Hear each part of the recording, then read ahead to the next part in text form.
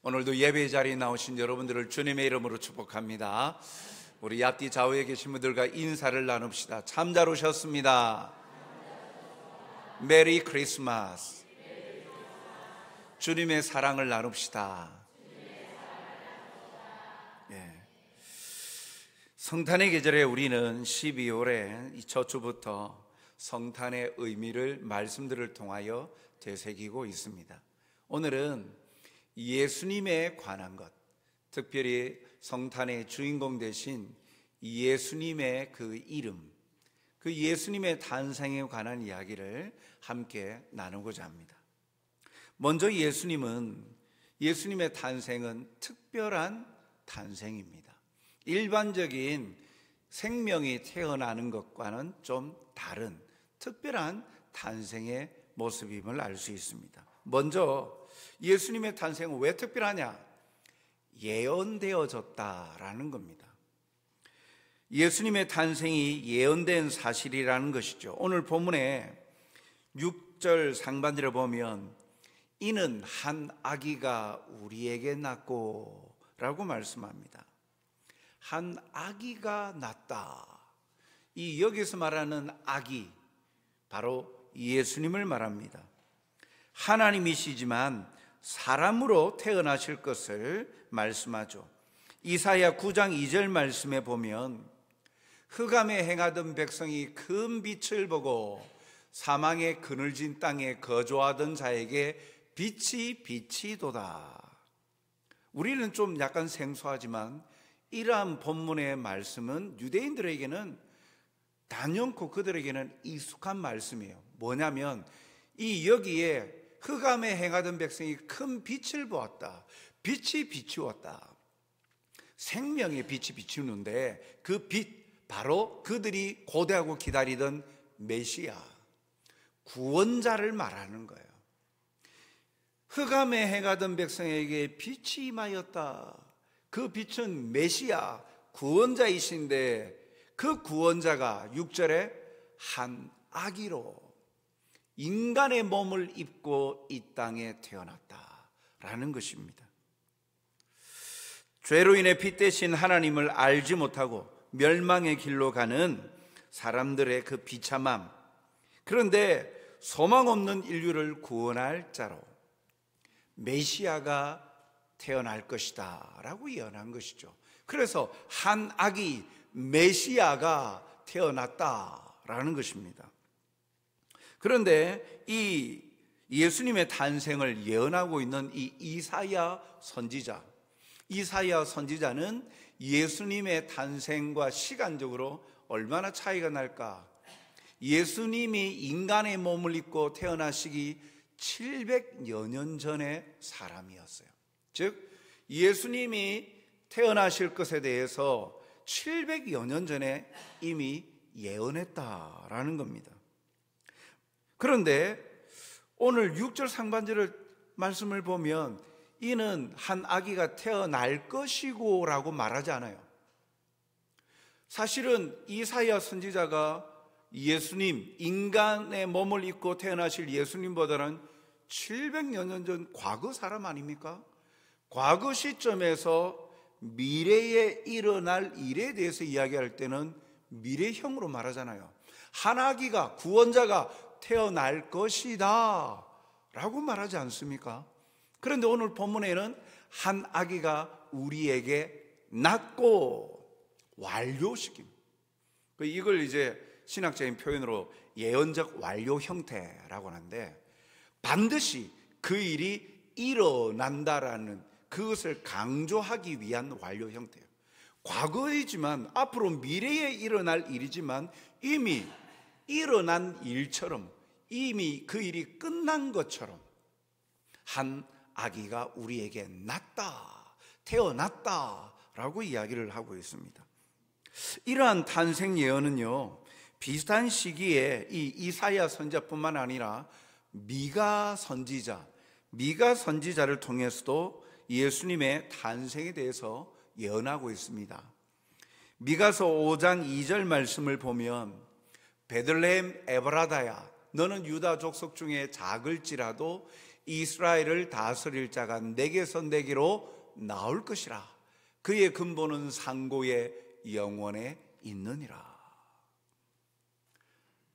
이사야 선지자는 구원자가 태어났다 라고 이야기하는 탄생에 대해서 예언했다면, 미가 선지자는 오늘 이 미가서 5장 2절에 보니까 당연히 태어나는데 어디에서 태어날 것이냐, 지명까지 이야기합니다. 베들레헴에서 태어난다. 그리고 왜 여기에 나와 있는 이스라엘을 다스릴 자, 그가 왜 예수님이요 메시아냐? 그 다음 말씀 보십시오. 말씀 더 비춰주십시오. 그의 근본은, 그의 뿌리는 상고의, 아주 오랜 옛날 상고의 영원에 있느니라.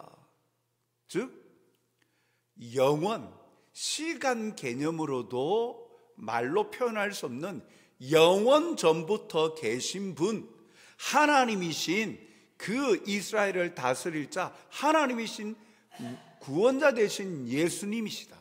예수님이 베들레헴에 태어날 것이다. 미가 선지자도 예수님 탄생 700여 년 전에 예수님이 어디에서 태어나실 것이고, 그리고 그는 바로 하나님이시다. 그의 근본이 영원에 있다. 영원 전부터 계셨던 분이다 라는 거죠. 사랑하는 성도 여러분, 일반 사람들이 말하듯이 예수님이란 뛰어난 인물이 태어나서 좋은 영향을 끼치기에 사람들은 신화로 만들었다 라고들 이야기하기도 합니다. 아니면 예수님이 하나님 되심을 인정하지 아니하고 성자였다, 위대한 인물이었다 정도로만 이야기를 합니다. 그러나 이미 오래전부터 예수님의 탄생, 그 예수님의 탄생은 구원자로서의 탄생을 예언하고 계십니다. 그리고 그 예언대로 예수님은 탄생하셨습니다. 이것이 특별한 예수님의 탄생, 예언되어진 예수님의 탄생. 자, 그러면 예언되어진 것이, 미리 일어나지 않는 일에 대해서 말한 것이 이루어지는 것, 이게 얼마의 확률일까? 미국의 수학자이자 천문학자인 그 피터 스토너라는 학자가 제자들 600명을 데리고 10년간 연구를 했어요. 그러면서 1963년도에 과학은 말한다라는 책을 발간하면서 미국 과학협회의 검증까지 받았는데, 그 책에 100페이지에서 107페이지 사이에 보면 예수님에 관한 이야기가 나오면서 예수님이 성경에 기록되어져 있는 예수님에 관한 8가지 예언, 그 많은 것들 중에 예를 들면 예수님의 탄생, 출생지, 세례요한의 메시아 길을 예비한다는 것, 그 다음에 가룟 유다가 배반하는 것, 예수님을 은 30냥에 파는 것, 십자가에 죽으시는 것, 그리고 옷이 제비 뽑힘을 당하는 것, 그리고 부자의 그 묘에 장사되는 것, 이런 것, 기본적인 8가지를 추려가지고 이 8가지 예언이, 그러니까 뭐 내용이 중요한 것이 아니라 이 8가지라는 숫자, 8가지 예언이 그대로 한 사람에게 이루어질 확률이 얼마나 될까? 제자들 600명과 함께 100년 동안 연구를 하면서, 수학자이고 천문학자이니까 통계학으로 확률적으로 계산을 해봤대요. 그렇게 계산을 해보니까 그렇게 이루어질 수 있는 수학적인 확률이 10의 17승분의 1이래요. 100경분의 1이랍니다. 조, 다음 단위, 경, 100경분의 1이래요. 0.000000000000001%랍니다. 뭐 그거보다 더 많을 수 있는데, 그것을 그렇게 예언이 성취될 확률을 쉽게 말하면 우리 대한민국 면적보다도 3배나 넓은 미국의 텍사스 주, 거기에 이 은화로 되어진 동전을 61cm 정도 높이로 다 쌓고 거기에다가 색칠한 은화를 숨겨놓고 눈을 가리고 사람에게 한 번에 그것을 찾아낼 수 있는 확률과 같답니다. 무슨 말입니까? 불가능하다는 이야기예요. 그런데 성경에 이 8가지만 예언하고 있습니까? 300가지가 넘습니다. 예수님과 관련되어진 메시아에 대한 예언이 300가지가 더 넘어요. 8가지가 이루어지는 것도 불가능한데 그 모든 것이 이루어진다? 이건 신화가 아니라 하나님의 역사하심 아니면 설명할 수 없는 거예요. 오늘 그 하나님을 우리가 믿고 있는 거예요. 그래서 그 하나님의 약속, 사람은 불가능한 일을 가능하게 하시고 그리고 성취하신 그 하나님의 약속이 우리에게 이루어지심을 믿고 살아가기에 얼마나 우리는 감사한 일입니까? 또한 이 특별한 예수님의 탄생은요, 두 번째, 왕권을 가지신 분으로 탄생한다라고 예언합니다. 6절 중반절에 보니까 그의 어깨에는 정사를 메었고 라고 말합니다. 예전 이제 이 한자 문화이다 보니까 정사라고 되어 있는데 이 정사라는 것은 한 나라를 통치할 수 있는 통치권, 왕적 권위를 말하는 거예요. 왕으로 태어난다라는 거예요. 왕권을 가진 통치권자로서 구원자로 오신다라는 거예요. 비록 낮고 천한 말구에 태어나시고 33살에 십자가에서 죽으셨지만 부활하셔서 어떻게 지금 계십니까? 하나님 보좌 우편에 영원토록 통치하시는 주권자로 계시지 않습니까? 빌립보서 2장 10절 말씀에 보면 예수님에 관하여 이렇게 소개합니다. 하늘에 있는 자들과 땅에 있는 자들과 땅 아래에 있는 자들로 모든 무릎을 예수의 이름에 꿇게 하시고, 하늘, 땅 아래, 그러니까 온 우주 만물의 모든 자들이 예수님 앞에 무릎을 꿇는다? 예수님이 주인 되신다, 왕이라, 그런 주권을 가지신 분 아닙니까? 예수님이 그러한 분이시다. 그러한 분으로 지금도 역사하신다.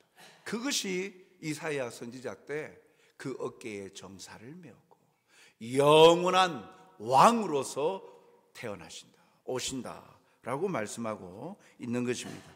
이 땅에 오신 예수님, 한때 영향력을 주는 존재로 오시는 것이 아니라 영원한 주권자로 오셨어요.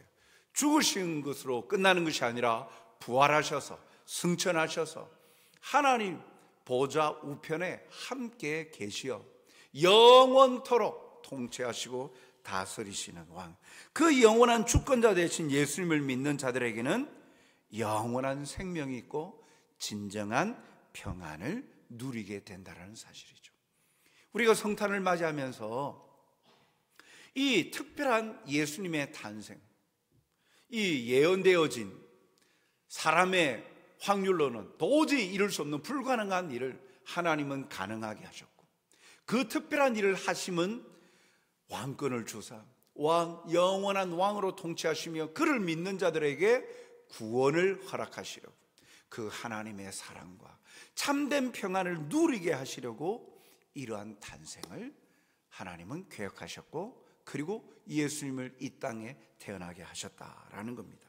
그러면 더 구체적으로 그 예수님이 탄생하셨는데 그 예수님의 이름에 대해서 소개하고 있어요. 9장 6절 하반절에 보니까 그의 이름은 기묘자라, 모사라, 전능하신 하나님이라, 영존하시는 아버지라, 평강의 왕이라 할 것임이라.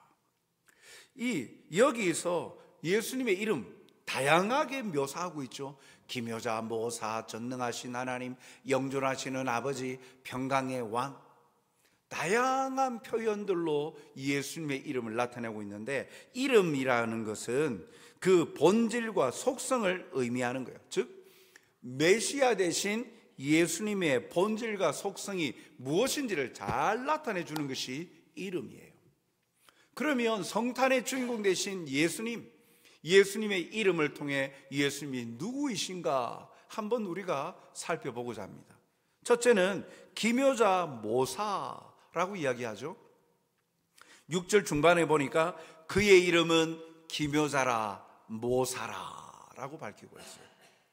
기묘자, 영어로 표현하면 wonderful이에요. 모든 자연의 법칙을 초월한 놀랍고 기적적인 분이라는 거예요. 그 탁월함을 말하는 거예요. 그리고 모사는 영어로는 카운슬러, 그러니까 위로자, 상담자 되는 거예요. 그 모든 백성을 구원하시기 위해서 그 지혜로 모든 문제들을 그냥 상담만 해주고 위로해 주는 자가 아니라 문제까지 해결해 주시는 분이다라는 거예요. 그것이 예수님의 이름이래요. 그런데 우리 한글 성경에는 기묘자라 모사라 각각으로 나와 있지만 이 모사라는 부분이 분사로 쓰여 있어요. 모사로서 기묘자이시다라는 거예요. 카운셀러이신 원더풀한 분이시다라는 말이에요. 우리의 모든 문제를 다 들어주시고 공감해 주시고 해결해 주시는 탁월하고 놀라우신 분, 예수님의 이름이 그와 같다라는 거예요. 예수님이 이름뿐만 아니라 그렇게 하신다는 거죠. 힘든 상황에서 자살을 결심하는 이가 돌아서는 일에 가장 큰 영향을 미친 것은 자신의 이야기를 진심으로 들어주거나 아니면 자신의 고통을 공감해 줄 때이죠. 성탄의 주인공 되신 예수님이 이 땅에 오셨는데 그 예수님이 어떤 분이시냐? 기묘자요 모사이시다. 우리의 카운셀러가 되시고 그래서 모든 문제를 들어주시고 공감해 주시고 해결해 주실 뿐만 아니라 그 모든 것을 이루어 가시는 탁월한 능력의 주님이시다. 그 주님이 우리의 믿음의 주가 되시기 때문에 우리는 기뻐하고 그 성탄절을 기뻐하고 찬양하는 거예요. 우리에게 그 기쁨을 주실 뿐만 아니라 그 은혜를 입게 되었으니까요. 그리고 두 번째로 그 이름의 의미, 전능하신 하나님, 영존하시는 아버지라 라고 밝히고 있어요. 전능하신 하나님은 예수님이 단순히 인간이 아니라 예수님이 메시아로서의 신성, 하나님 되심, 전능하심을 나타내는 표현이에요. 9장 6절 상반절에는 한 악이라고 그랬죠. 그러니까 구원자로 오시는 예수님의 인간성, 인성, 한 악이 인성을 표현했다면 이 말씀에서는 그 구원자로 오시는 메시아 되신 예수님은 누구냐? 하나님이시다. 능력을 가지신 하나님이시다 라고 말씀하고 있는 거예요. 그래서 여기에 전능하신 하나님이라는 단어는 그와 같이 하나님과 동등된 분으로 경배를 받으실 분이라는 거예요. 그런데 그 하나님은요, 영존하시는 아버지라, 예수님의 이름을 영존하시는 아버지라 하고 있죠. 아버지. 보통 아버지 하면 자기가 경험하고 있는 아버지 상 때문에 때로는 하나님 아버지 할 때 인간의 육신의 아버지가 폭력을 행하고 고통을 주는 아버지 상 때문에 그 하나님 아버지 할 때 왜곡되고 굴곡된 생각을 가질 수 있죠. 그러나 일반적으로 아버지는 보호자예요. 여기에서 영존하시는 아버지라, 예수님의 이름에 대해서 영존하시는 아버지라, 그 말은 영원히 함께 하시는 보호자가 되시는 분이시다. 그 보호자가 어떤 분이시냐? 전능하신 하나님이시다. 보호해 주시는데 한계가 없다는 거잖아요. 전능하니까 어떠한 세력과 어떠한 공격에도 자기의 자녀들을 모든 위협으로부터, 공격으로부터 지켜낼 수 있는 전능한 힘을 가진 아버지시다. 누가요? 이 땅에 오신 예수님이 그와 같다. 예수님의 이름의 속성, 예수님의 본질에 대해서 그렇게 말씀합니다. 우리가 예수님의 탄생을 기뻐하는 이유가 우리가 단순히 구원받았다 단 한 절로 끝나는 것이 아니라 그 예수님의 이름을 소개하면서 700여 년 전에 소개하면서 그 너희의 구원자 메시아로 오신 예수님은 어떤 분이시냐면 너희를 떠나지 아니하시고 영원히 함께하는 보호자로, 아버지로 보호자로 함께하면서 어떤 상황에도 끝까지 지켜내는 전능하신 하나님이시다. 전능하신 하나님이기 때문에 누구도 그 아버지 품에서 너희를 빼앗을 수 없다. 로마서 8장.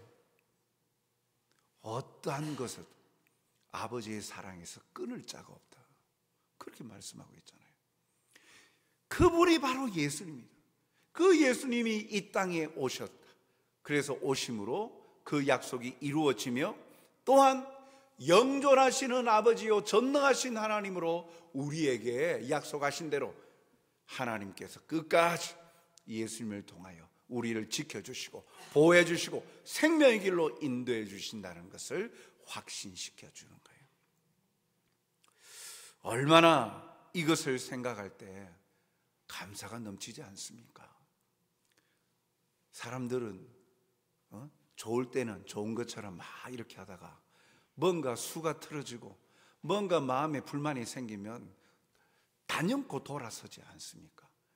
믿었던 사람 배반하는 경우가 얼마나 많습니까? 가족도 믿었는데 가족마저도 돈 앞에서, 물질 앞에서 부모님 유산을 물려주겠다. 물질보다 그거 가지고 서로 아둥바둥 형제들끼리 다툼하고 싸우는 일들이 얼마나 비일비재합니까? 가장 가깝고 한 가족이었던 사람들도 자신의 이해, 득실 관계에 따라서 멀어지고 아니면 원수가 될 수도 있는 것. 우리가 살아가는 인간의 현실 아닙니까? 그런데 우리의 구원자 되신 예수님은 어떠한 분이시라고요?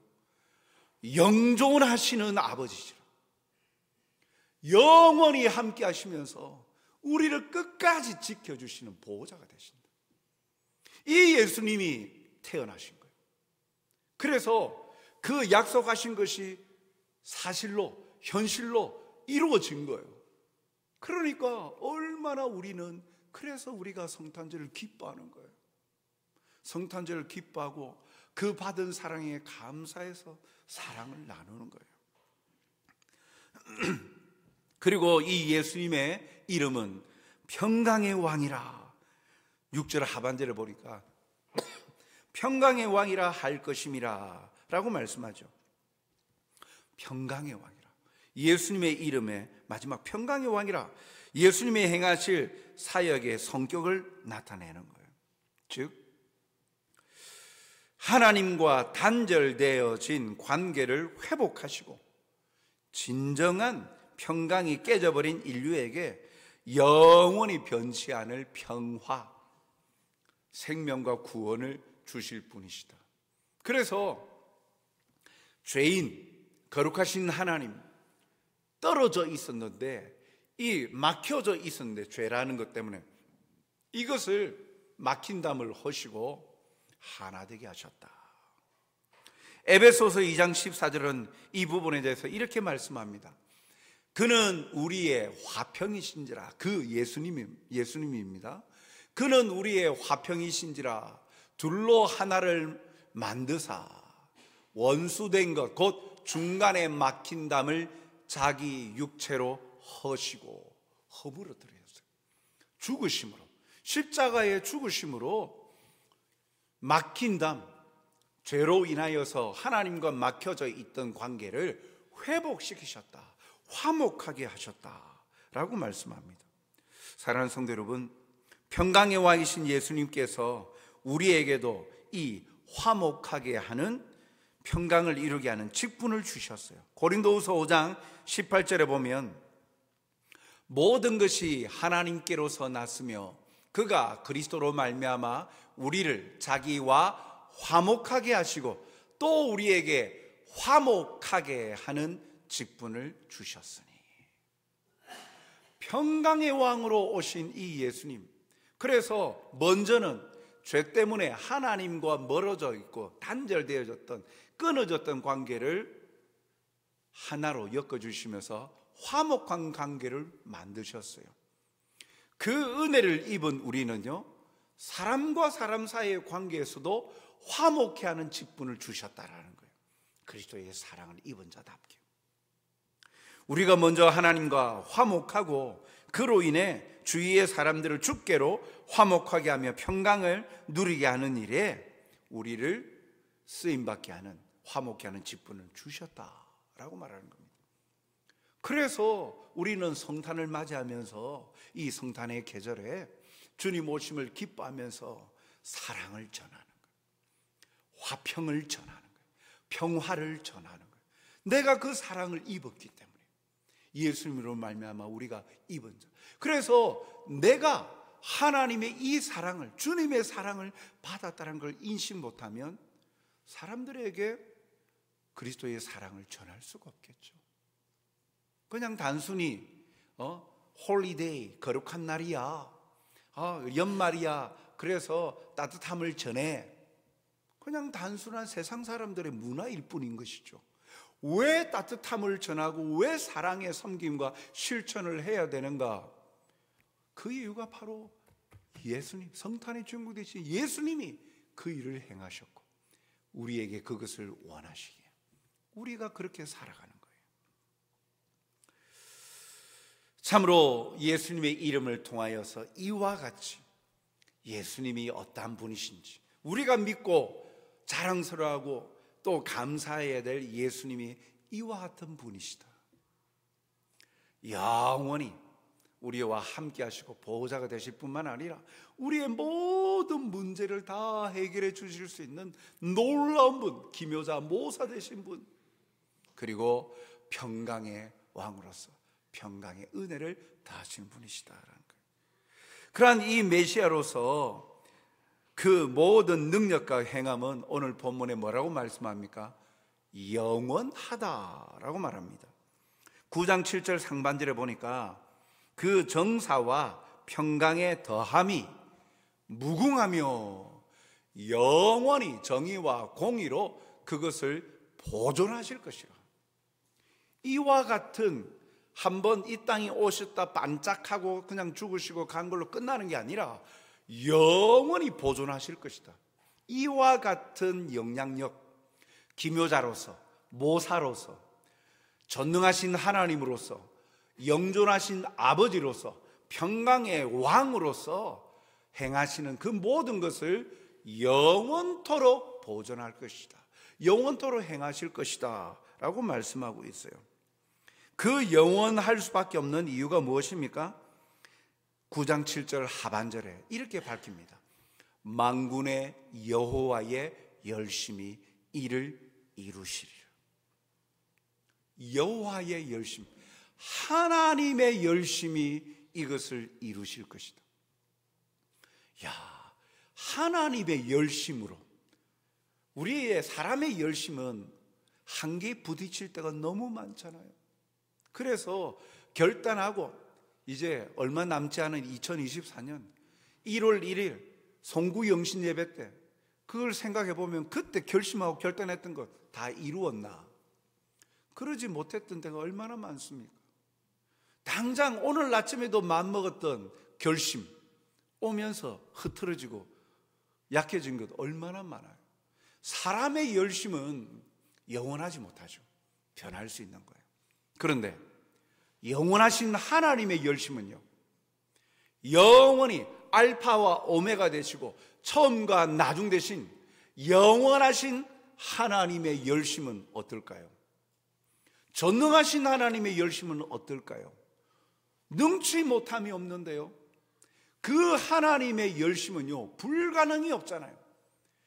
그 하나님의 열심은 영원히 지속되는 거예요. 우리를 향한 사랑, 우리를 향한 구원이 그와 같다는 거예요.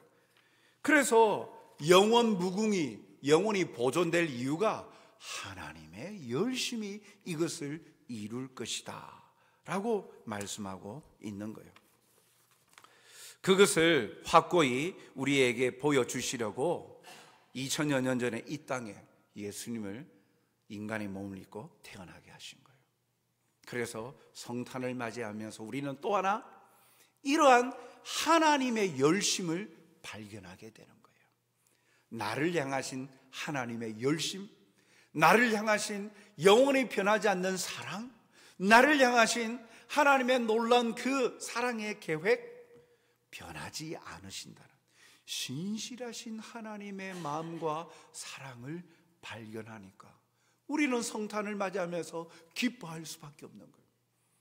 전폭적으로 응원해 주는 사람 얼마나 위로가 됩니까? 옆에서 다 응원해 주는 사람, 전폭적으로 다 믿어주고 응원해 주는 사람, 그 사람이 내 곁에 있을 때, 내 곁에 그런 사람들이 있을 때 얼마나 힘이 나요. 볼 때마다 갉아먹고 깎아먹고 그냥 깎아내리려고 하고, 그런 사람들 속에 사는 인생은 얼마나 비참할까요? 자괴감까지 들고, 내가 이렇게 해줬는데 그런 마음 안 들겠어요? 할 의지와 마음도 다 사라져 버리죠. 그런데 전폭적으로 응원해 주는 사람이 있으면 얼마나 용기 백배요.